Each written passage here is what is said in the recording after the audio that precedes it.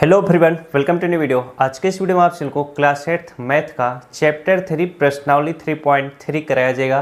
Video शुरू से लेकर अंत तक देखना, जिससे आप हर एक प्रश्न आप अच्छे से समझ सको, एग्जाम में अच्छे नंबर आ सकें। तो पहला प्रश्न है आप लोगों का, देखिए कहता है, पहला प्रश्न कह रहा है कि ABCD एक समांतर चतुर्भुज है। ABCD ये आकृति क्या है? एक समांतर चतुर्भुज है। प्रत्येक कथन को परिभाषा या प्रयोग किए गए गुण के द्वारा क्या करना है? बताना है। अब इसमें क्या बताना है, जरा चीज को सीखना। बोला है कि AD इक्वल टू किसके बराबर होगा? ये जो A और D है ये किसके बराबर होगा? तो समांतर चतुर्भुज जब मैं पढ़ा रहा था उसमें मैंने बताया था कि समांतर चतुर्भुज की आमने सामने की क्या होती हैं? भुजाएं बराबर होती हैं। आमने सामने की भुजा कैसे? जैसे मैं खड़ा हूं, मेरे सामने आप हो, तो मेरे सामने आप कहलाओगे।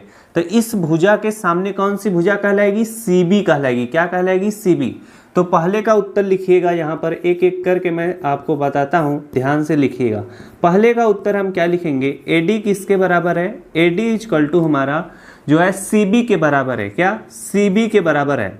अब इसमें हम क्या गुण लिखेंगे, जरा गुण को नोट करो। समांतर चतुर्भुज की आमने सामने की भुजा क्या होती है? बराबर होती है। इस चीज को लिख लेना। फिर यहाँ पर दूसरा देखो, सोल्यूशन में बताता हूँ। दूसरा क्या कहता है? हमारा एंगल DCB, यहाँ पर लिख लेता हूँ एंगल D। अब इसमें देखो एंगल DCB। अब यहाँ पर एंगल DCB का मतलब जानते हो क्या होता है? समझाता हूँ तब आपको समझ में आराम से जाएगा। जैसे देखो एंगल DCB, तो जो बीच में रहता है वही क्या होता है? कोण आपका पूछा जाता है। जैसे यहाँ पर देखो बोला है कि एंगल DCB, तो C बीच में है ना, तो ये वाला एंगल, अब ये वाला एंगल किसके बराबर होगा? तो ये वाला एंगल हमेशा अपने सामने वाले एंगल के बराबर होता है। तो इस एंगल को हम क्या नाम देंगे? DAB। अब A बीच में आ गया तो इसे लिखेंगे एंगल DCB किसके बराबर होगा? Angle DAB। एंगल किसके? DAB। अब इसका गुण हम लोग लिखेंगे। क्या गुण लिखेंगे? कि समांतर चतुर्भुज के आमने सामने के जो कोण होते हैं वह समान माप के होते हैं। इसे नोट करो। अब आते हैं हम तीसरा हमारा क्या है? OC किसके बराबर है? यहाँ पर तीसरा लिखते हैं। OC हमारा किसके बराबर है भाई साहब? OC। अब OC जरा खोजो कहाँ पे है। यहाँ पर देखो O है, यहाँ पे C है, तो ये हमारा जो O और C है ये एक लाइन है। अब यहाँ से एक लाइन यहाँ तक आई, फिर यही लाइन यहाँ से यहाँ तक बढ़ती है, तो इस लाइन को हम लोग क्या बोलते हैं? विकर्ण बोलते हैं। पूरी लाइन को हम लोग क्या बोलेंगे? विकर्ण बोलेंगे। उसी तरह से D से जो B तक लाइन गई है ये भी हमारा क्या है? विकर्ण है। तो यहाँ पर सिर्फ और सिर्फ आपको बोल क्या रहा है, जरा ध्यान देना। OC जो लाइन है, चाहे OC बोलो चाहे CO बोलो, या किसके बराबर है भाई साहब? या हमारी बराबर है OA के। क्यों लिखेंगे अभी बताता हूं। तो यहाँ पर लिख लो OC इक्वल टू हमारा क्या? OA के बराबर है। क्या? OA। अब यहाँ पर हम गुण लिखेंगे। क्या गुण लिखेंगे? कि समांतर चतुर्भुज के जो विकर्ण होते हैं वह एक दूसरे को समद्विभाजित करते हैं। समद्विभाजित का मतलब आधा आधा करते हैं। क्या? आधा। जैसे एक लाइन यहाँ पर मैं ड्रा कर दूं, यहाँ से मैं एक कट मार दूं, ये 5 सेंटीमीटर है। अगर मैं बोलूँ ये समद्विभाजित है तो ये भी 5 सेंटीमीटर ही होगी। बात समझ में आया कि नहीं? तो यही बोला था कि OC हमारा किसके बराबर है? OC हमारा किसके बराबर है? OA के बराबर है। जितना OA होगा उतना OC भी होगा। बात समझ में आया? अब इसका गुणधर्म आप नोट कर लो। यहाँ पर हमारा अगला है चौथा। हमारा क्या कहता है? चौथे को नोट करो। यहाँ पर मैं 4th नंबर डालता हूँ। हमारा यम, फिर इसके बाद यम लिखा है, इसको छोड़ दो, बस आपको एंगल से मतलब। मैंने बताया कि अगर एंगल DAB लिखा है तो बीच वाला जो A रहेगा वही हमारा कोण निकलता है। यहाँ पर लिखा है यम है तो यम लिख दो भाई साहब। एंगल DAB, क्या? DAB हमको किससे मतलब है? A से। फिर इसके बाद प्लस यहाँ पर फिर यम लिखा है, फिर एंगल CDA। क्या? CDA। अब यहाँ पर भी बीच वाला D है वो हमारा क्या? एंगल होगा। अब जरा इसको ध्यान दो और समझो। एंगल DAB, DA ये हमारा क्या हो जाएगा? एंगल हो जाएगा। एंगल DAB क्या है हमारा? ये वाला एंगल DAB। फिर इसके बाद प्लस का चिन्ह बनाया है, एंगल CDA। अब हमारा क्या है? Angle CDA। तो यहाँ पर दूसरे कलर से कर देता हूँ। ये हमारा एंगल C, फिर एंगल D, फिर A। अगर हम यहाँ से क्या करें, ये DAB जो हमारा है फिर इसके बाद ये वाला एंगल पूछा है, क्या हमारा ए क्या है बीच में, फिर सी डी ए, फिर हमारा डी बीच में है, तो ये वाला एंगल पूछ रहा है। तो जो हमारा समांतर चतुर्भुज के जो ये जैसे ये एंगल है, इस एंगल से सटा हुआ कौन है, ये एंगल है और ये वाला एंगल है। बात समझ में आई कि नहीं। तो हमसे सिर्फ पूछा है एंगल ए और एंगल डी। तो ये हमारा अगर इन दोनों एंगलों को जोड़ते हो तो कितने अंश के बराबर होता है, 180 अंश के। क्यों? क्योंकि जो हमारा समांतर चतुर्भुज है उसके जो आसन्न कोण होते हैं वो 180 डिग्री के बराबर होते हैं। ये इसका गुण है। तो यहाँ पर हम लिखेंगे भाई साहब angle D A B plus angle C D A, हमारा गुण क्या लिखेंगे, समांतर चतुर्भुज के आसन्न जो कोण होते हैं, इनको आसन्न कोण कहते हैं, वो हमारे क्या होते हैं, 180 अंश के बराबर होते हैं। तो पहला क्वेश्चन तो हमारा बड़े ही आसानी से क्या हुआ, खत्म हो गया। अब हम चलते हैं अपने नेक्स्ट प्रश्न की तरफ।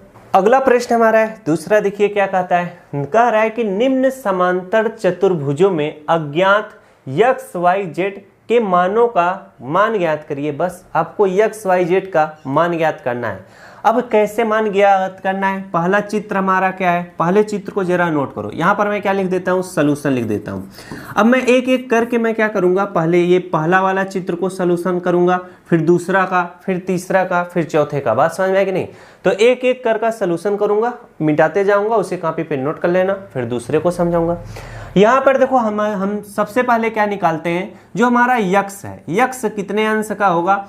तो मैंने बताया था ये अगर समांतर चतुर्भुज है भाई साहब, बी हमारा क्या है 100 डिग्री है, तो यक्स कोण कैसे निकालोगे, तो इसे हम लिखेंगे क्या 100 अंश, क्या 100 अंश लिखेंगे, प्लस का चिन्ह बनाएंगे, फिर यक्स है तो इसे हम यक्स लिखेंगे, बराबर हमारा क्या हो जाएगा 180 हो जाएगा। क्यों? क्योंकि समांतर चतुर्भुज के जो आसन्न कोण होते हैं उन दोनों को अगर जोड़ा जाए तो वो 180 अंश के क्या होते हैं, बराबर होते हैं। तो इसे जोड़ लो। इसे जब जोड़ोगे तो हमारा जो 100 है वो इधर आ जाएगा, तो यक्स बराबर क्या हो जाएगा 180 माइनस हमारा क्या हो जाएगा 100 हो जाएगा। यक्स इक्वल टू हमारा कितना आ जाएगा, 180 में से 100 घटाओगे तो हमारा क्या आ जाएगा 80 आ जाएगा। अब यहाँ पर हम अंश लगा देना इस तरह से, इन पे भी लगा दो, इस पे भी लगा दो। तो यक्स का मान हमारा कितना आया है, यक्स का मान 80 अंश आया है। तो ये जो हमारा कोण है कितने अंश का है, 80 अंश का है। अब हमसे पूछेगा यक्स का मान तो हमने निकाल लिया, अब हम अगर y का मान निकाला जाए तो कैसे बताओगे, y बराबर लिखोगे, y बराबर कितना 100 लिख देना, क्या y बराबर 100। अब इसका क्यों y बराबर 100 है, क्योंकि समांतर चतुर्भुज के जो आमने सामने के कोण होते हैं वह समान होते हैं। क्या होते हैं, समान। समान होने का मतलब जानते हो, अगर ये 100 है तो y भी क्या होगा 100 ही होगा। तो यहाँ पर मैं इसका भी 100 लिख देता हूँ। अब यहाँ पर z का मान कैसे निकाला जाएगा, z बराबर आप लिख देना, z बराबर क्या 80 लिख देना। कैसे, क्योंकि ये इसमें भी तो समांतर चतुर्भुज के आमने सामने का जो कोण होगा वह समान माप का होगा। अगर यक्स 80 है तो z भी क्या होगा 80 होगा। तो ये देखो हमारा पहला वाला काफी आराम से क्या हुआ, निपट गया कि नहीं।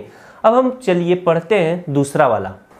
अगला हमारा है दूसरा देखो क्या है, ये हमारा क्या है 50 है। हमें x, y और z का मान निकालना है। काफ़ी इजी है, एक बार अगर आप सीखते चलोगे ना, इससे रिलेटेड जो भी प्रश्न आपसे पूछा जाएगा आप भी आराम से कर लोगे, पहले सीखना पड़ता है। अब यहाँ पर मैं जब आपको बताया हूँ ये क्या है, समांतर चतुर्भुज है। अब ये कोण और ये कोण क्या होते हैं, आपके आसन्न कोण होते हैं, और ये दोनों किसके बराबर होते हैं, 180 अंश के होते हैं। अब 50 है, यक्स है, ये भी क्या है आसन्न कोण है। तो आप चाहे जैसे निकालो। तो यहाँ पर ये सोल्यूशन इस तरह से लिखना, तो हमारा क्या है 50 है, 50 लिख लो। इसको यार बड़ा कर देता हूँ तब मजा आएगा ना।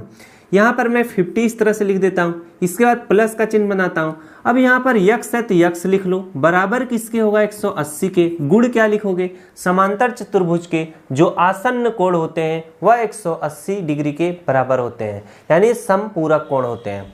अब यहाँ पर हम यक्स का मान निकालेंगे। यक्स इक्वल टू हमारा कितना आ जाएगा 180 अंश, यहाँ पर लिख दो भाई साहब अंश, 180 अंश माइनस क्या 50 अंश कर दो। और जब घटाओगे तो यक्स का मान कितना निकल कर आएगा, यहाँ पर क्या आ जाएगा 30 अंश आ जाएगा। कितना 30 अंश। तो हमारा यक्स का जो मान आया है वह कितना आया है 30 अंश आया है। तो यक्स की जगह पर 30 अंश लिख दो। अब यहाँ पर देखो यक्स का जो आमने सामने का कोण है वो क्या है, y है। तो y इक्वल टू क्या लिखोगे, y इक्वल टू क्या लिखोगे, 30 डिग्री लिखोगे। क्या 30 डिग्री लिखोगे, क्यों? क्योंकि y इक्वल टू यहाँ पर आप इस तरह से लिखना, y इक्वल टू कितना, यक्स लिखना, और यक्स का मान कितना है, यक्स का मान हमारा क्या है, 30 डिग्री है। यहाँ पर गुण लिखना कि समांतर चतुर्भुज के आमने सामने के कोण जो होते हैं वो समान माप के होते हैं। अगर यक्स 30 अंश का है तो y भी क्या होगा, 30 अंश का होगा। अब आपको निकालना है z का मान। z का मान कैसे निकलेगा जरा ध्यान देना। अब यहाँ पर ध्यान से जरा समझना, एक लाइन जो है अगर इस तरह से काटती है तो जो कोण ये होगा वही कोण क्या होगा, ये भी होगा। तो मैंने जब बताया था ये वाला अगर चीज समझोगे तो इसे हम लोग क्या बोलते हैं, संगत कोण बोलते हैं। क्या, संगत कोण, क्या, संगत कोण। और इसको एक तरीके से और आप भी निकाल सकते हो, जैसे ये चित्र समांतर चतुर्भुज का है, ये इस टाइप का है, तो आप इसे अपने हिसाब से इस तरह से घुमाकर, दिमाग में समझना, कॉपी को भी इस तरह से घुमाकर या चित्र को आप घुमाकर बना देना। तो जब बनाओगे तो यही आकृति इस तरह से आ जाएगी। तो यहाँ पर जो ये लाइनें यहाँ पर खत्म हो जाती हैं, इसको आप अपने मन से इस तरह से बढ़ा भी सकते हो समझने के लिए। बात समझ में आई कि नहीं? इस तरह से अपने मन से बढ़ा लिया जाता है समझने के लिए। ये जब बढ़ाना तो बगल में चित्र बना के बढ़ाना, उस पर लिख रफ वर्क लिख देना। बात समझ में आई कि नहीं? और इससे जब बढ़ाओगे तो ये आपकी आकृति देखो क्या है, एक पैरेलल लाइन इस तरह से क्या है, पैरेलल लाइन गई हुई है, उस पे ये क्या कर रही है, लाइन कट मार रही है। जब कट मार रही है तो ये जो अंश बना हुआ है, फिर ये जो अंश बना हुआ है, इसको हम लोग बोलते हैं क्या, संगत कोण बोलते हैं। क्या, संगत कोण। तो संगत कोण क्या होते हैं, एक दूसरे के बराबर 60 आ जाएगा। तो यहाँ पर अंश लगा देना 60 अंश। y का मान हमारा कितना आ चुका है, 60 अंश। यक्स का मान हमारा कितना आया है, 90 अंश। तो यहाँ पर हम क्या लिख देंगे, 60, कितना लिख देंगे, 60 लिख देंगे, कितना, 60 अंश। अब हम आराम से क्या कर सकते हैं भाई साहब, आराम से क्या कर सकते हैं, जेड का मान निकाल सकते हैं। कैसे? अगर आप ध्यान दो ध्यान से, तो यहाँ से एक लाइन इस तरह से गई हुई है ना, गई हुई है ना, फिर यहाँ से क्या है, एक लाइन गई हुई है ना, फिर इसी लाइनों को क्या कर रही है, ये जो लाइन है ये ब्लैक वाली, ये क्या कर रही है, इन दोनों को कट कर रही है। क्या कर रही है, कट कर रही है। तो मैंने बताया था अगर इस टाइप से कोई भी, अब इसी चित्र को मैं सीधा बना देता हूं ना, अब इसी चित्र को सीधा बना देता हूं। अगर एक लाइन इस तरह से कट कर रही है, अब यहाँ पर जरा ध्यान दो, ये एंगल हमारा कितना है, 60 अंश का है। तो ये हमारा एंगल हमारा अंदर ही बना हुआ है, ये एंगल हमारा क्या है, 60 अंश का है। ये भी एंगल हमारा क्या है, लाइन के अंदर ही है। तो जेड भी हमारा क्या है, ये हमसे जेड पूछ रहा है। अब यहाँ पर थ्योरी क्या लगाते हैं, अगर हमारा ये एंगल 60 अंश का है तो जेड भी हमारा क्या होगा, 60 अंश का होगा। हम इसका गुण क्या होता है, नियम क्या होता है, उस चीज को जरा समझो।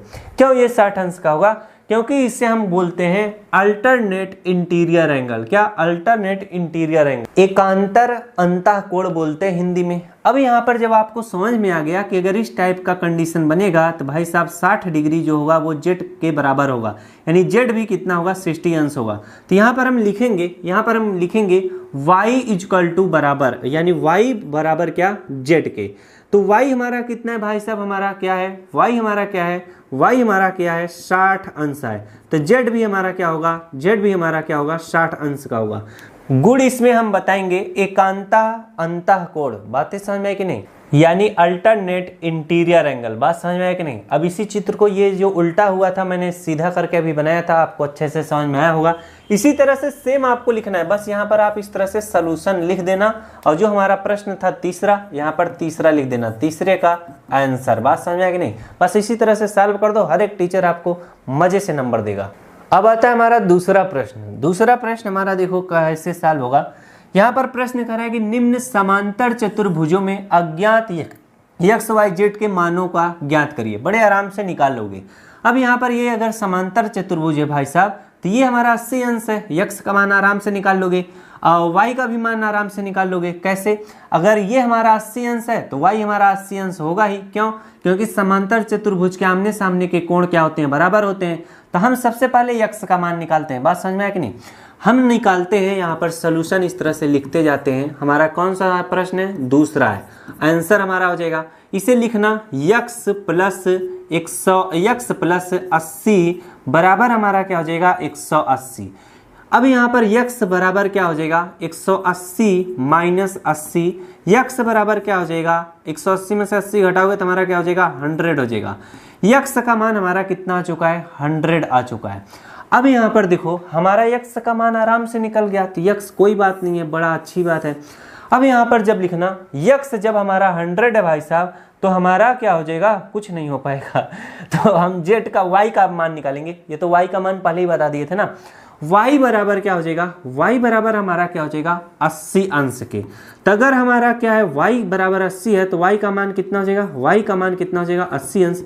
हम इसका गुण क्या लिखेंगे, समांतर चतुर्भुज के आमने सामने के जो कोण होते हैं बराबर होते हैं। हमने x का मान निकाल लिया, y का मान निकाल लिया, z का मान कैसे निकलेगा, z का मान ऐसे निकलेगा, अगर ये भाई साहब इस तरह से समांतर चतुर्भुज है, इसको क्या कर रही है ये वाली लाइन, अब इसी को मैं क्या कर दूं बढ़ा दूं तब मजा आएगा समझने में। ये इसको इस तरह से बढ़ा देता हूं, ये हमारी क्या है सीधी लाइनें हैं। अब इसी को एक लाइन इस तरह से काट रही है, जितना हमारा z होगा उतना ही हमारा 80 होगा। इसका मतलब जितना हमारा 80 है उतना ही z होगा। अब यहाँ पर हम लिखेंगे z इक्वल टू क्या, z इक्वल टू 80। अब इसमें गुण हम क्या लगाएंगे, z इक्वल टू 80 गुण हमारा क्या लगाएंगे, ये क्या है संगत कोण है क्या, बस इस तरह से लिख दो, छोटा छोटा ही लिख दो, संगत कोण। बात समझ में आई कि नहीं, इसे संगत कोण लिख दो। अब ये y बराबर क्या है 80 है, इसमें हम गुण क्या लिखेंगे, समांतर चतुर्भुज के आमने सामने के कोण क्या होते हैं बराबर होते हैं। बड़े ही प्यार से आपको समझा रहे हैं, सारे प्रश्न आपको आराम से समझ में आ जाना चाहिए। अब हमारा अगला प्रश्न है, अगला प्रश्न हमारा है निम्न समांतर चतुर्भुज में अज्ञात यही x y z का मान बताना है। यहाँ पर देखो ये हमारा कैसा है चतुर्भुज है, अगर ये 112 अंश है तो y भी हमारा क्या होगा 112 अंश होगा। कैसे, इसको पहले ही लिख देते हैं, y बराबर क्या, y बराबर 112 अंश, 112 अंश। कैसे, समांतर चतुर्भुज के आमने सामने के जो कोण होते हैं वो बराबर होते हैं, वही चीज हम यहाँ पर लिख देंगे। इतना मैंने लिख दिया, सोल्यूशन भाई साहब लिखते हुए चलो। फिर इसके बाद हमारा क्या है, यहाँ पर जरा ध्यान दो, यक्स का मान निकालना है सिर्फ इतने अंश का। तो ये देखो ये लाइन आई है, फिर ये लाइन गई है, फिर ये लाइन गई है, सिर्फ और सिर्फ इतना क्या बन रहा है, त्रिभुज बन रहा है। जब त्रिभुज बन रहा है तो y का मान हमारा कितना आ चुका है 112 आ चुका है। इसका मान पता है 40 इधर दिया है तो x का मान आराम से निकाल सकते हैं। तो हम लिखेंगे 112 प्लस क्या लिखेंगे 40 प्लस क्या लिखेंगे हमारा क्या है x है, प्लस x लिखेंगे, बराबर क्या हो जाएगा 180। क्यों, क्योंकि त्रिभुज के तीनों अंतः कोणों का योग क्या होता है 180 अंश के बराबर होता है। तो अगर इन दोनों को जोड़ोगे 112 और 40 जोड़ोगे तो हमारा कितना हो जाएगा 2, फिर यहाँ पर 4 एक कितना हो जाएगा 5, फिर यहाँ पर बचेगा 1, 152 प्लस क्या हो जाएगा x बराबर 180, x बराबर हमारा हो जाएगा 180 माइनस 152 हो जाएगा।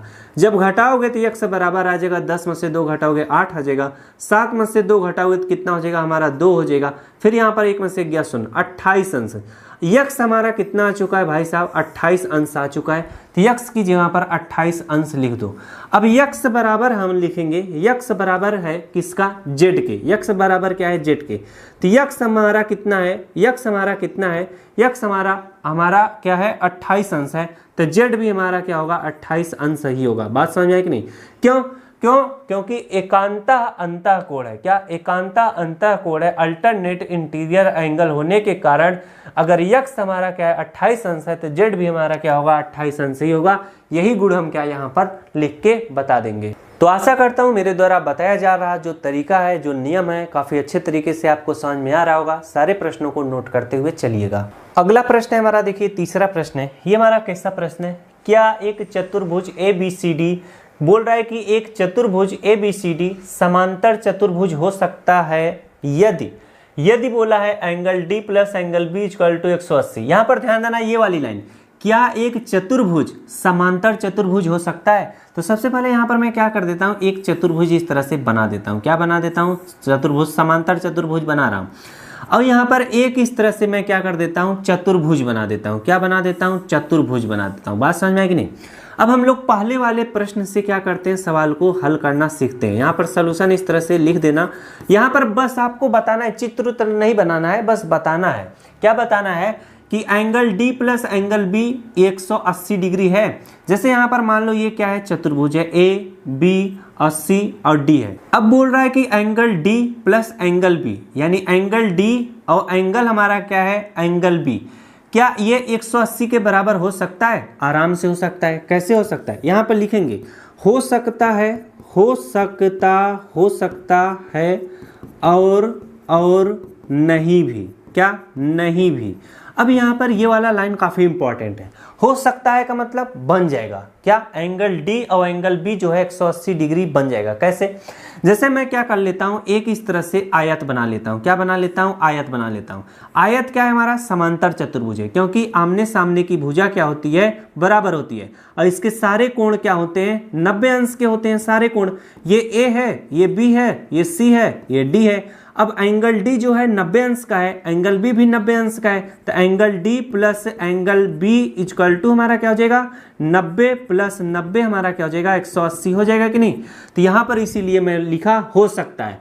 और दूसरा कंडीशन क्या है, दूसरा कंडीशन जरा मैं बनाता हूँ, यहाँ पर ध्यान देना, ये समांतर चतुर्भुज ही बना रहा हूँ। अब यहाँ पर देखो ये क्या है, सीधी लाइन है, ये भी क्या है हमारी सीधी लाइन है। अब यहाँ पर ये भुजा इसके बराबर है। अब यहाँ पर एक कोण मैं ले लेता हूँ, क्या कोण बना देता हूँ, हमसे डी और बी से मतलब है, इसको 120 लिख देता हूँ, इसको क्या लिख देता हूँ, 60 लिख देता हूँ। तो एंगल हमारा डी प्लस एंगल क्या हो जाएगा हमारा, एंगल बी हो जाएगा। तो 160 प्लस हमारा क्या हो जाएगा, हमारा सॉरी 120 है, एंगल बी हमारा क्या 120 प्लस एंगल बी हमारा क्या हो जाएगा, 60 हो जाएगा। इन दोनों ये दो कितने हो जाएंगे, 180 हो जाएंगे। लेकिन जरा ध्यान दो, समांतर चतुर्भुज में आमने सामने के कोण क्या होने चाहिए, बराबर होने चाहिए, लेकिन यहाँ तो बराबर है ही नहीं। तो जब बराबर है नहीं तो इसीलिए लिखा है नहीं भी हो सकता। बात समझ में आई कि नहीं, ये मैं बस आप लोगों को समझाने के लिए बताया, बस आपको इस तरह से डायरेक्ट उत्तर लिखना है। ये क्या है, हमारा पहले का उत्तर है। अब चलो इन सबको रफ किया जाए, रफ किया जाता है।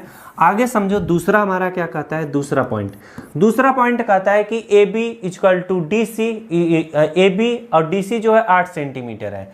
ए बी हमारा कितना है भाई, 8 सेंटीमीटर है। फिर इसके बाद डी सी भी क्या है हमारा, 8 सेंटीमीटर है। तो ये समांतर चतुर्भुज के आमने सामने की भुजा जो होती है बराबर होती है, यानी ए बी अगर 8 सेंटीमीटर है, डी सी भी 8 सेंटीमीटर होगी। उसी तरह से ए डी हमारा क्या है, ए डी हमारा क्या है, 4 सेंटीमीटर है। लेकिन BC जो हमारा है साला 4.4 सेंटीमीटर है। अब इसमें समांतर चतुर्भुज में आमने सामने की भुजा बराबर होती है, यानी अगर जितना AD है उतना ही BC भी होना चाहिए। लेकिन AD हमारा 4 सेंटीमीटर है, BC हमारा ज़्यादा है, 4.4 है, तो ये भुजा बराबर नहीं है। इसीलिए हम लिखेंगे जो पूछा था, एक चतुर्भुज ABCD में समांतर चतुर्भुज हो सकता है, तो लिखना नहीं हो सकता। अब यहाँ पर पूछेगा क्या कारण दोगे, तो लिख देना सम्मुख, क्या सम्मुख भुजा बराबर नहीं है, क्या बराबर नहीं है, क्या नहीं है।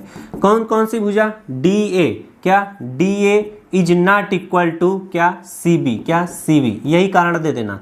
अब यहाँ पर तीसरा प्रश्न आपको समझा, अब यहाँ पर तीसरा देखो, एंगल ए हमारा क्या है 60 डिग्री, इसी में समझा देता हूँ। ये हमारा ए है, एंगल ए हमारा क्या कर रहा है 70 डिग्री। फिर इसके बाद एंगल सी, ये जो एंगल हमारा सी है ये हमारा 65 डिग्री बता रहा है।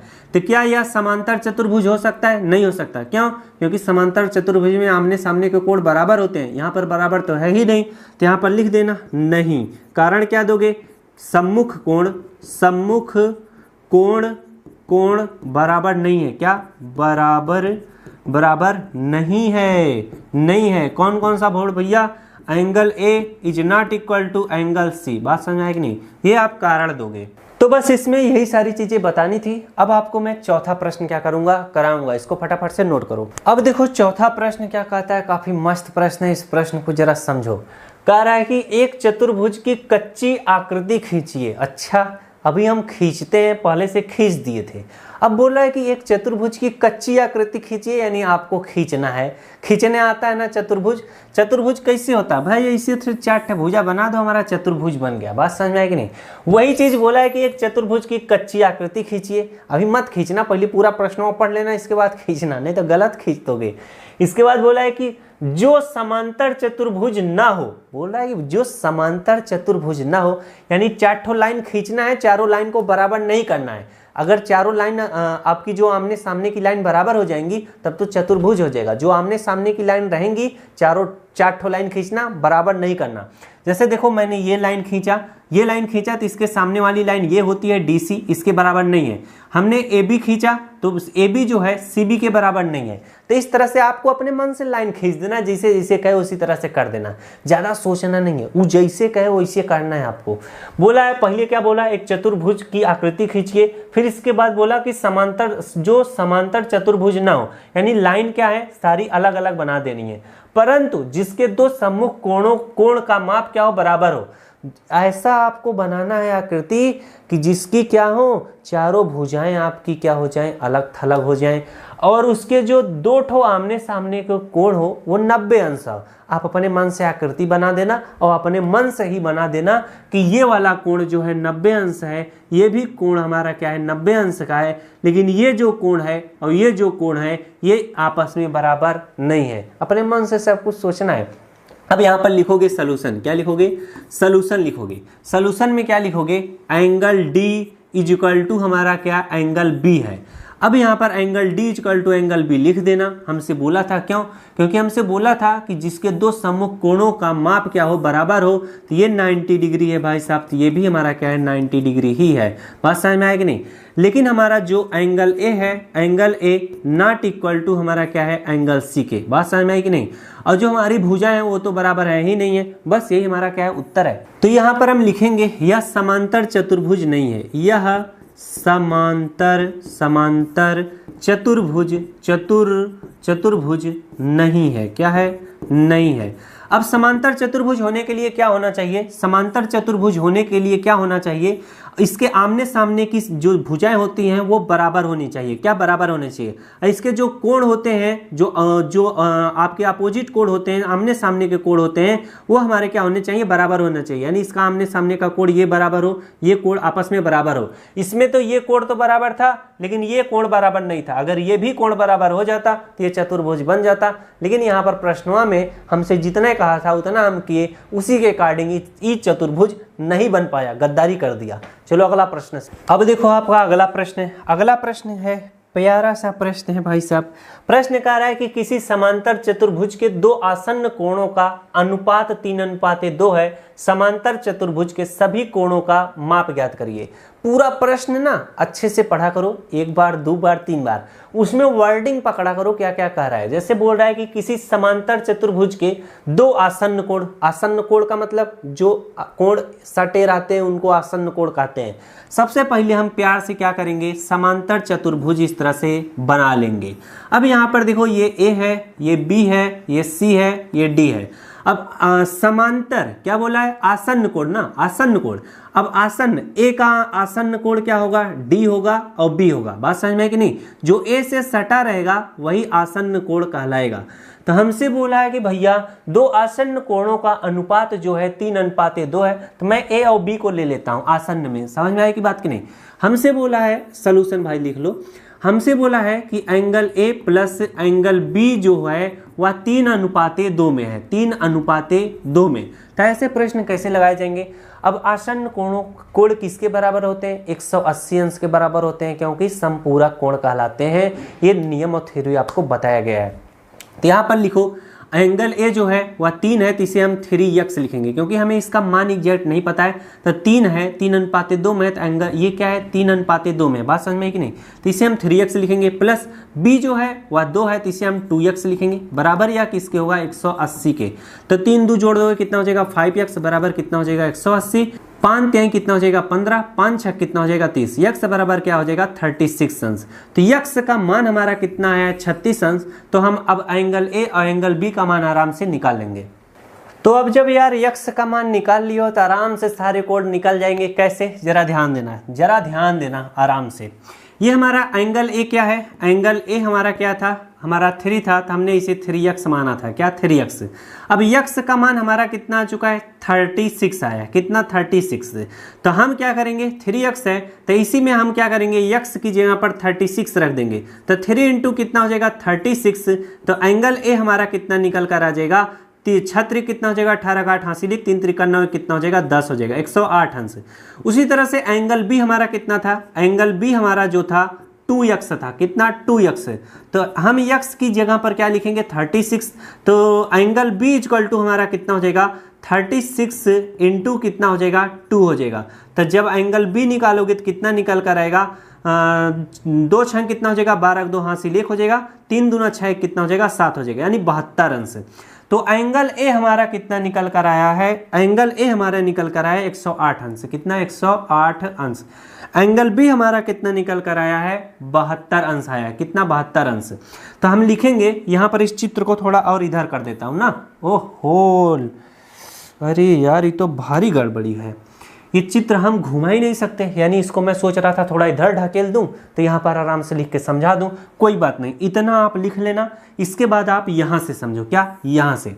अब यहाँ पर एंगल ए इक्वल टू कितना हो जाएगा, angle A equal to angle हमारा सी होगा। क्यों, क्योंकि समांतर चतुर्भुज में आमने सामने के जो कोण होते हैं वह बराबर होते हैं। Angle A equal to angle C लिख देना, समांतर चतुर्भुज के आमने सामने के कोण बराबर होते हैं। एंगल ए हमारा कितना, 108 अंश है, तो एंगल हमारा सी कितना होगा, 108 अंश हो जाएगा। बात समझ में आया कि नहीं। उसी तरह से हम लिखेंगे angle B equal to angle हमारा D, angle D. Angle B हमारा कितना है, एंगल बी हमारा कितना है भाई साहब, 72 अंश है, तो यहाँ पर 72 अंश लिखेंगे। तो एंगल डी भी हमारा क्या होगा, 72 अंश होगा। हमारा 72 आया था ना। वही चीज हम यहाँ पर गुणधर्म का प्रयोग करेंगे कि समांतर चतुर्भुज के आमने सामने के कोण जो होते हैं वह बराबर होते हैं। बात समझ में आया। तो ये इस तरह से हमारा 5वां प्रश्न क्या हुआ, प्यार से कंप्लीट हो गया। अब देखो आपका अगला प्रश्न करा रहे हैं। प्रश्न हमारा क्या है, 6वां प्रश्न है। काफी मस्त प्रश्न है ये प्रश्न। देखो कितना मस्त तरीके से दिमाग लगा के आपसे पूछ रहा है। बोल रहा है कि किसी समांतर चतुर्भुज के दो आसन्न कोणों के माप क्या है, बराबर हैं। दो आसन्न कोण का माप बराबर है भाई साहब। फिर बोल रहा है कि समांतर चतुर्भुज के सभी कोणों का माप ज्ञात करिए। मैं क्या कर लेता हूं, एक समांतर चतुर्भुज इस तरह से क्या कर लेता हूं, बना लेता हूं। क्या कर लेता हूं, बना लेता हूं। हमसे ए, बी और सी और डी, इन सभी कोणों का क्या मान हमसे पूछ रहा है। बोल रहा है कि दो आसन्न कोणों का मान, क्या, दो आसन्न कोणों का माप जो है बराबर है। अब एंगल ए है, इसका आसन्न कोण क्या होगा, एंगल बी होगा और एंगल डी होगा। तो हम ए और बी को ले लेते हैं। बात समझ में है कि नहीं। दो हमारा आसन्न कोण है भाई साहब। सॉल्यूशन इस तरह से लिखो। बोल रहा है कि एंगल ए जो है प्लस एंगल बी जो है, दोनों क्या है, बराबर है। इन दोनों का जो माप है वह बराबर है। यानी जितने अंश का ये होगा उतने ही अंश का ये होगा। बात समझ में है कि नहीं। तो हमें पता है कि जो समांतर चतुर्भुज के दो आसन्न कोणों का योग क्या होता है, 180 अंश के बराबर होता है। तो यहाँ पर एंगल ए इक्वल टू हमारा क्या है, एंगल बी के बराबर है। तो एंगल ए हमारा क्या है, angle A plus angle B equal to क्या लिखेंगे, 180। क्योंकि समांतर चतुर्भुज के आसन्न कोण क्या होते हैं, 180 अंश के बराबर होते हैं। कारण हमने बता दिया, लिख देना। फिर जो है इसे लिखना, ये एंगल ए है, एंगल बी है, ये दोनों अलग है। तो हम तो इसको तो ऐसे सॉल्व नहीं कर सकते हैं। जब एंगल ए ये भी हो, एंगल ए ये भी हो, तब हम इसे जोड़ सकते हैं। यानी हमें तो जोड़ना है। तो एंगल ए इसे लिखो, जो हमारा एंगल ए है वह एंगल बी के बराबर है। तो एंगल बी जो है वह एंगल ए के बराबर है। बात समझ आई कि नहीं। जैसे अगर मैं बोलूं कि एंगल ए जो है वह एंगल बी के क्या है, बराबर है। यानी अगर ये 5 है तो ये भी 5 है। तो इसका कहने का मतलब हम इस तरीके से भी तो कह सकते हैं कि एंगल बी जो है वह एंगल ए के बराबर है। अगर एंगल बी 5 है तो एंगल ए भी 5 होगा। तो चाहे हम ए की जगह 5 लिखे, चाहे बी की जगह 5 लिखे, बतिया एक के होगा। बात समझ में है कि नहीं। उसी तरह से अब हमें एंगल बी जो है वह एंगल ए के बराबर है। तो एंगल बी की जगह पर हम क्या लिख सकते हैं, एंगल ए लिख सकते हैं। ये सारे कंडीशन जो है अपने दिमाग में फिट कर लेना कि ऐसा ऐसा कंडीशन रहेगा, तो ऐसे ऐसे हमको क्या करना, हल करना पड़ेगा। बात समझ में है कि नहीं। अब यहाँ पर इसको रफ कर दो। बराबर क्या हो जाएगा हमारा, 180 हो जाएगा। Angle A plus angle A जोड़ोगे तो क्या हो जाएगा, 2 एंगल ए हो जाएगा। बराबर क्या हो जाएगा, 180। अब एंगल ए इक्वल टू हमारा कितना हो जाएगा, दो जो है इसके साथ गुणे में बराबर की धार में आएगा, भाग हो जाएगा। तो 2 9 कितना हो जाएगा, 18। यहाँ पर 0। एंगल ए हमारा कितना आ चुका है बाबू, एंगल ए हमारा कितना आ चुका है, 90 डिग्री आ चुका है। एंगल ए हमारा कितना आ चुका है, 90 डिग्री आ चुका है। तो हमें अगर एंगल बी निकालना हो तो हम कैसे निकालेंगे, एंगल हमें बी निकालना हो तो हम कैसे निकालेंगे। यहाँ पर आप सवाल को सॉल्व करते हैं। Angle A plus angle B equal to क्या होता है, 180 होता है। क्यों, क्योंकि समांतर चतुर्भुज के जो आसन्न कोण होते हैं वह 180 अंश के बराबर होते हैं। एक खो हमारा क्या आ चुका है, 90 डिग्री आ चुका है। दूसरा हमें निकालना है एंगल बी, बराबर क्या लिखेंगे, 180। तो एंगल बी इक्वल टू हमारा कितना हो जाएगा, 180 माइनस क्या हो जाएगा, 90 हो जाएगा। तो एंगल बी इक्वल टू कितना हो जाएगा, 180 में से 90 घटाओगे तो हमारा कितना आ जाएगा, 90 डिग्री आ जाएगा। बात समझ में है कि नहीं। तो एंगल ए हमारा 90 डिग्री आ चुका है, एंगल बी भी हमारा कितना आ चुका है, 90 डिग्री आ चुका है। हमें निकालना है अभी एंगल सी और एंगल डी। हमें पता है ये भी हमारा कितना आ चुका है, 90 डिग्री आ चुका है। तो हमें पता है कि समांतर चतुर्भुज के आमने सामने के जो कोण होते हैं वह बराबर होते हैं। क्या होते हैं, बराबर होते हैं। तो यहाँ पर हम लिखेंगे इस तरह से, एंगल क्या, angle A equal to angle सी।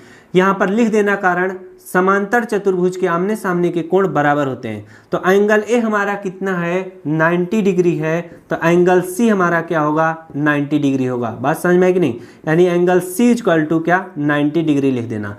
वही कारण इस तरह से लिख देना, एंगल बी इक्वल टू हमारा क्या, एंगल डी लिख देना। अब यहाँ पर क्या लिखोगे, समांतर चतुर्भुज के आमने सामने के कोण बराबर होते हैं। एंगल बी हमारा कितना है, 90 डिग्री है, तो एंगल डी भी हमारा 90 डिग्री होगा। तो एंगल डी हमारा कितना हो जाएगा, हमारा 90 डिग्री। बात समझ आई। हमसे पूछा था कि क्या समांतर चतुर्भुज के सभी कोणों का माप ज्ञात करो। तो एंगल ए हमारा 90 डिग्री है, एंगल सी हमारा 90 डिग्री है, एंगल बी 90 डिग्री है, एंगल डी 90 डिग्री है। इस तरह से जब भी सवाल पूछा जाएगा सेम इसी तरीके से आपको करना रहेगा। तो यहाँ इस टाइप का प्रश्न अगर पूछा जाएगा तो थोड़ा सावधानी से सॉल्व करना।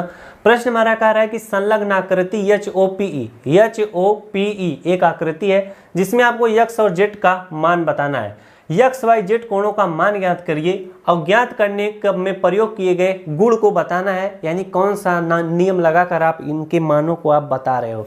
नहीं तो ऐसे तो डायरेक्ट मान बता सकते हो, लेकिन गुण का प्रयोग करना है, कौन सा नियम कानून आप लगा रहे हो जिसकी वजह से आप इन कोणों का मान निकाल पा रहे हो। अब यहाँ पर जरा ध्यान दो, इस प्रश्न को बहुत बेहतरीन तरीके से समझाता हूँ। यहाँ पर देखो ये 40 अंश दिया है, z का मान निकालना है, x का मान निकालना है, y का मान निकालना है।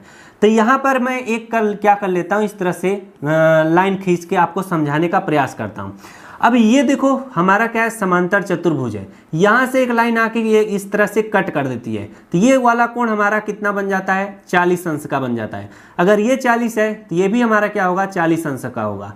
और यहाँ पर ये वाला कोण हमारा क्या है, y है। इसमें हम क्या नाम देंगे, क्यों, अगर ये 40 है तो ये भी 40 बन गया। मैंने ये समझाया, ये हमारा क्या होता है, एकांतर अंतः कोण होता है, एकांतर अंतः कोण, जिसे इंग्लिश में अल्टरनेट इंटीरियर एंगल कहते हैं। अल्टरनेट इंटीरियर एंगल यानी एकांतर अंतः कोण होने के कारण अगर यह 40 अंश है तो y भी हमारा 40 अंश होगा, ये नियम है। तो यहाँ पर लिखो इस तरह से सॉल्यूशन प्यार से आराम से। अब हम यहाँ पर लिखेंगे 40 अंश इक्वल टू हमारा क्या हो जाएगा, y, यानी y हमारा क्या हो जाएगा, 40 अंश होगा। नियम क्या लिखेंगे, एकांतर कोण, एकांतर अंतः कोण होने के कारण, बस इतना लिख दोगे काफी है। इसके बाद हमारा y का मान निकल कर आ चुका है, y हमारा कितना है भाई साहब, 40 अंश है। अब हमें क्या निकालना है, z का मान निकालना है। तो z का भी मान आपको मैं निकालना बताता हूँ। यहाँ पर देखो HO जो है ये एक सीधी लाइन है, इस तरह से सीधी लाइन खींच दो। ये क्या करती है, एक लाइन इस तरह से आती है, एक लाइन इस तरह से आ गई, फिर क्या होती है, एक लाइन इस तरह से आती है, एक लाइन इस तरह से आ गई। तो ये जो आई है यहाँ पे 70 अंश बनाई है, क्या 70 अंश बनाई है। अगर ये 70 अंश है तो ये हमारा पूरा एंगल कितना होगा, 70 अंश का ही होगा। बात समझ में आई कि नहीं, कितने अंश का होगा, 70 अंश का होगा। अब हम इसको निकालना है, इसमें z का मान निकालना है ना, 40 दिया है और ये दिया हुआ है।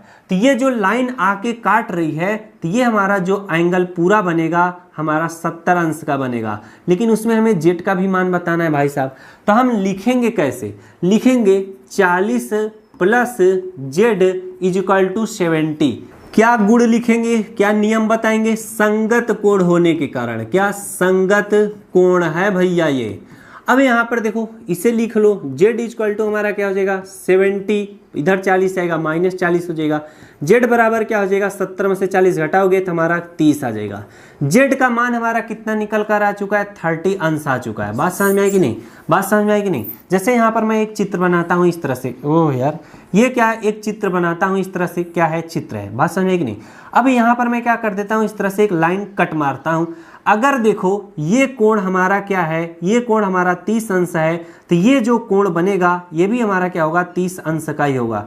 क्यों इसे हम 30 अंश का बोलेंगे? क्योंकि ये क्या है भाई साहब, संगत कोण है। संगत कोण होने के कारण अगर ये 30 है तो ये भी 30 ही होगा। बात समझ आई कि नहीं? ये हमारा नियम है, इन नियमों को नोट करो। उसी तरह से ये जो लाइन इस तरह से है, इसी लाइन को अगर ये पैरेलल लाइन है यानी एक सीधी लाइन है, एक लाइन इस तरह से आके कट कर दी, एक लाइन इस तरह से आके कट कर दी, ये जरूरी नहीं है कि एक के पॉइंट से कट कर दी है, बस कट कर दी आके इस सीधी वाली लाइन को, तो जो एंगल ये होगा वही एंगल ये होगा, जो एंगल ये होगा वही एंगल ये होगा। नाम क्या देंगे दोनों में? संगत कोण का नाम देंगे। क्या? संगत कोण।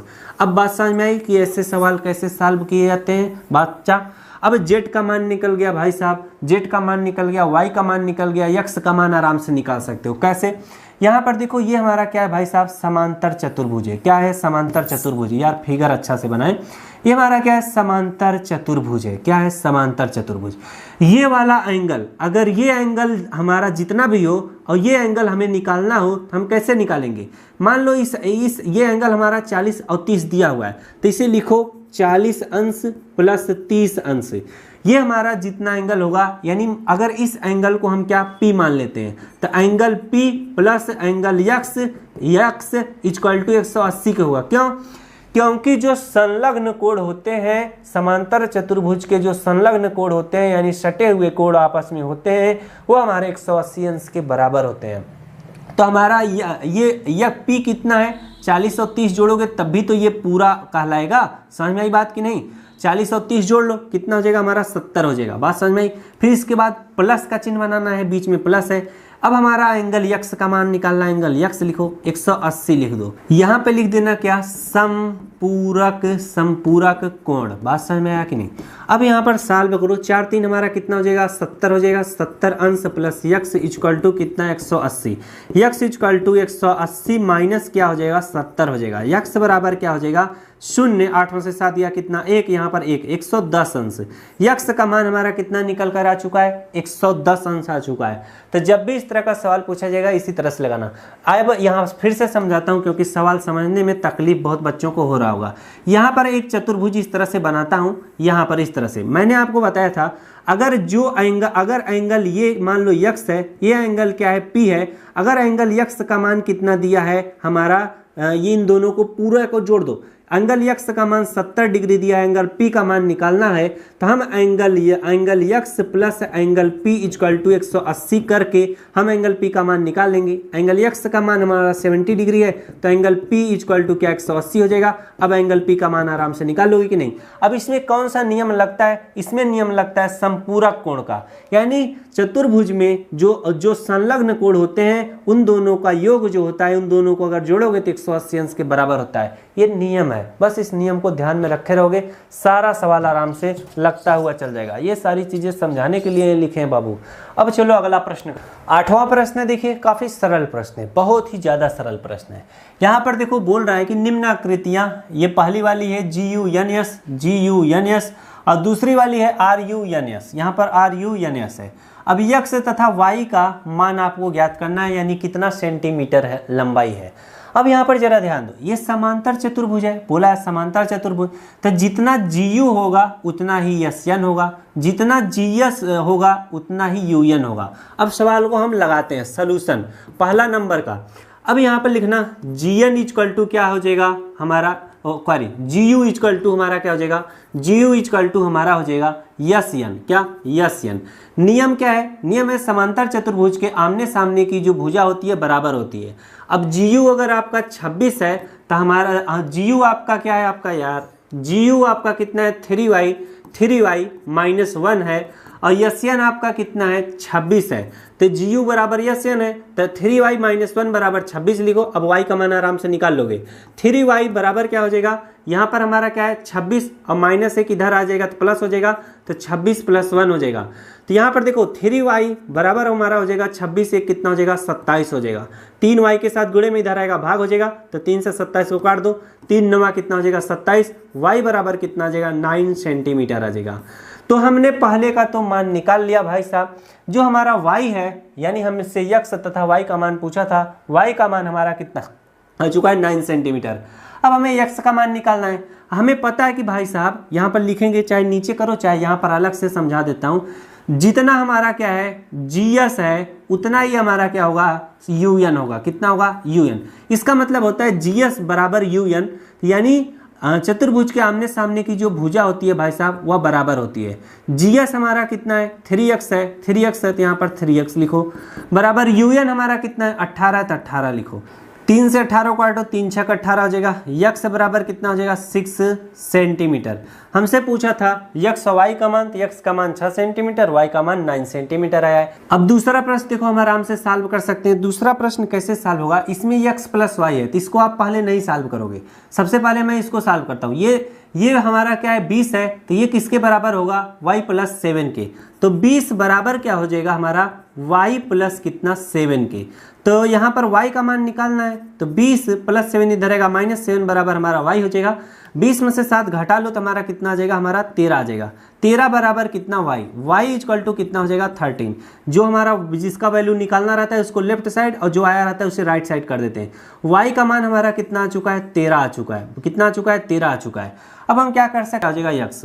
अब यहाँ पर जब घटाओगे तो कितना आ जाएगा हमारा 3 आ जाएगा। 3 बराबर x इक्वल टू कितना आ जाएगा 3। x का मान कितना आ चुका है 3, y का मान कितना आ चुका है 13। इस तरीके से हमने ऐसे प्रश्नों को क्या किया, आराम से सवाल को सॉल्व कर लिया। चलिए लिखते हैं अगला प्रश्न। अभी देखो हमारा अगला प्रश्न है। प्रश्न हमारा कह रहा है नीचे दिए गए आकृति में RIS के तथा CLUE दोनों समांतर चतुर्भुज हैं, x का मान ज्ञात करिए। बात समझ में आ रहा है कि नहीं। अब इसमें देखो RIS के, अब इसको मैं अलग अलग कलर से बना देता हूँ। ये क्या है हमारा RIS के, जरा ध्यान दो, ये हमारा क्या है एक समांतर चतुर्भुज है। RIS के ये हमारा एक समांतर चतुर्भुज है। उसी तरह से CLUE क्या है हमारा CLUE, यहां से हमारा देखो CLU, इसके बाद हमारा क्या गया है E गया है, फिर यहां से आके यहां पर मिलेगा। तो ये हमारा क्या है एक अलग समांतर चतुर्भुज है। ये जो हमारा बना है RIS के, ये हमारा क्या है एक अलग समांतर चतुर्भुज है। यहाँ आपको कैसे समझ में आएगा, लाइन में बना देता हूँ ये वाली, तब आपको आराम से समझ में आ जाएगा। बात समझ में आई कि नहीं। ये हमारे क्या है अलग समांतर चतुर्भुज हैं दो ठो। हमें क्या करना है, बोला है x का मान ज्ञात करना है। x हमारा कहाँ पे है, यहाँ पे है। अब यहाँ पर जरा ध्यान दो, ये जो रेड वाली लाइन है यहाँ पे आ गई है, ये पॉइंट है आपका। बात समझ में आई। फिर ये जो ब्लू वाली लाइन है, फिर यहाँ से ब्लू वाली लाइन है। ये जो आकृति आपको बन रही है त्रिभुज बन रहा है। बात समझ में आई कि नहीं। अब आपको त्रिभुज का ये वाला कोण आपका मान निकालना है। अब आपको इससे पहले तब तक आप x का मान नहीं निकाल पा सकते जब तक आप त्रिभुज के ये वाला कोण और ये वाला कोण ना निकाल पाओ। तो इन दोनों का कोण निकालना काफी ज्यादा इजी है। कैसे, जरा ध्यान देना। हम लिखेंगे अगर ये रेड वाला, जरा ध्यान दो, ये क्या है रेड वाला अलग प्रकार का चतुर्भुज है। अगर ये 70 अंश है तो ये भी क्या होगा, एंगल जो हमारा E बनेगा ये भी हमारा 70 अंश ही बनेगा। कैसे, समांतर चतुर्भुज के आमने सामने के कोण क्या होते हैं, बराबर होते हैं। अब मैं लिखता हूँ, जरा ध्यान देना, ध्यान देना तभी आपको समझ में आएगा। यहाँ पर सोल्यूशन लिख देता हूँ। सोल्यूशन में क्या लिखा जाएगा हमारा, एंगल CLU, एंगल हमारा CLU जो हमारा बीच में होता है वही हमारा एंगल बनता है। जैसे बीच में L है तो L हमारा क्या है 70 डिग्री है। एंगल CLU इक्वल टू किस एंगल के बराबर होगा हमारा, किस एंगल के बराबर होगा, एंगल UEC। क्या, एंगल UEC। बात समझ में कि नहीं। अब ये एंगल CLU हमारा कितना है 70 डिग्री होगा, तो एंगल U बराबर क्या हो जाएगा 180। तो हमारा एंगल KSI इक्वल टू हमारा क्या हो जाएगा 180 माइनस 120 हो जाएगा।